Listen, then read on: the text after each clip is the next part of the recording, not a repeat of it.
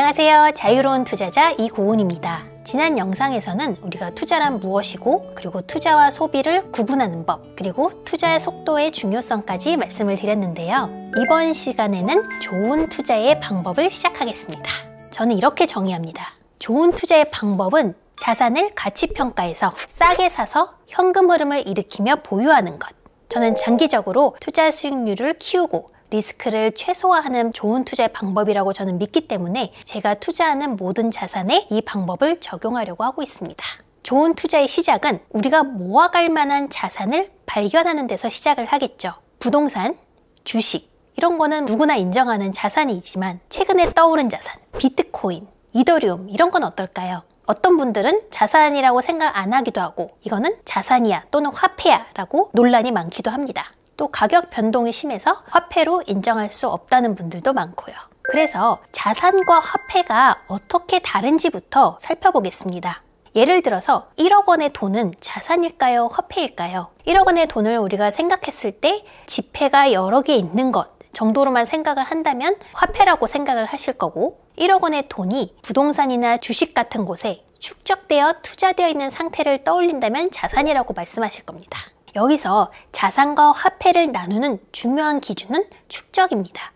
돈을 축적하면 자산이 되고 이거를 쪼개면 화폐라고 합니다. 그렇기 때문에 자산과 화폐는 큰 범주에서 둘 다 돈에 속하는 거죠. 그럼 돈은 무엇일까요? 돈은 가치 있는 무언가죠.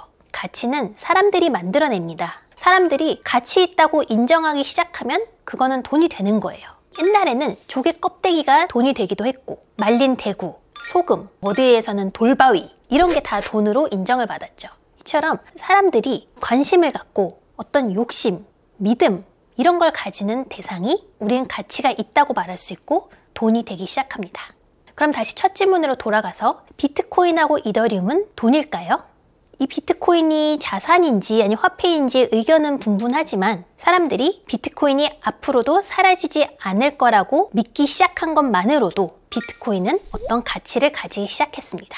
가격 변동성이 커서 화폐로 쓰기에는 조금 어려움이 있고 부족한 점이 있지만 어쨌든 돈으로서의 가치는 있는 거죠. 그리고 앞으로 가상세계를 믿는 사람들이 더 많아진다면 그 가치는 점점 더 커질 겁니다. 그리고 이더리움 같은 경우는 현재 이더리움을 스테이킹을 하면 보상을 줍니다. 그러면 그것만으로도 이더리움은 현금 흐름을 일으키는 자산의 역할을 하고 있는 거죠. 그래서 배당 머신과 같은 자산으로도 볼 수가 있습니다. 우리가 자산을 발견하기 위해서는 자산이냐 화폐냐라고 너무 구체적으로 나누려고 하기보다는 큰 범위에서 이것은 돈인가? 사람들이 가치를 갖고 있는 것인가? 그렇다면 돈으로서의 가치를 갖고 있다고 보고 자산으로 보기 시작할 수 있습니다. 그래서 그런 가치가 있는 자산을 발견했으면 그 다음에는 우리가 투자 여부를 생각해 볼 수가 있는 거죠. 그래서 자산과 화폐는 둘 다 돈의 범주 안에 있는데 자산은 좀 더 축적의 의미가 큽니다. 자산의 속성을 좀 더 자세히 살펴보면 자산은 크게 4가지의 속성을 가지고 있습니다. 첫 번째, 자산은 축적이 된 것이라고 했는데요. 그 말은 자산은 돈이나 시간이 충분히 모인 것입니다.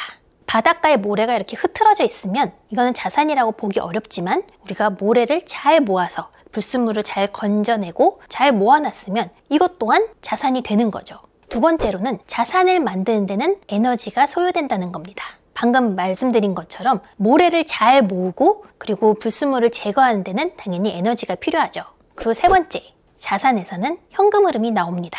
돈 자산에서는 현금 흐름이 나와서 우리가 원하는 재화나 서비스를 살 수가 있고 우리가 시간 자산을 사면 우리가 원하는 시간을 보낼 수가 있죠. 우리가 자산을 모으려는 목적이 사실상 여기에 있습니다. 하지만 자산에서 나온 모든 현금 흐름을 소비에 써버리면 안 되고요. 자산을 관리하는 데도 일부 필요합니다. 왜냐하면 자산의 마지막 속성, 자산은 가만히 두면 흩어지기 때문이에요. 대표적인 사례가 농촌에 버려진 폐가를 보면 알 수 있습니다. 멀쩡한 집이었을 텐데 그거를 관리하는 사람이 없으니까 점점 더 무질서해지죠. 이거는 앞으로도 제가 다른 챕터에서 좀 더 말씀을 드릴 건데요. 열역학 제2법칙에 해당합니다. 열역학 제2법칙에 따르면 우주는 무질서도가 증가하는 방향으로 흐릅니다. 그렇기 때문에 가만히 내버려두면 무질서도가 증가하면서 점점 흐트러져 버려요. 그렇기 때문에 자산을 모으려는 투자자는 에너지를 써서 수고로움을 더해서 자산을 점점 더 모으려는 노력을 해야 하고 그리고 우리의 현금 흐름이나 시간을 써서 계속 관리를 해야 합니다. 그렇지 않으면 자산은 흩어져 버립니다. 그래서 오늘은 우리가 좋은 투자의 방법을 설명하기 위해서 가장 첫 번째, 좋은 투자를 시작하는 것은 자산을 발견하는 데서 시작을 하고, 자산은 무엇이고 자산은 어떤 속성을 가지고 있는가에 대해서 정리를 해봤습니다. 그럼 다음 시간에 만나요. 고맙습니다.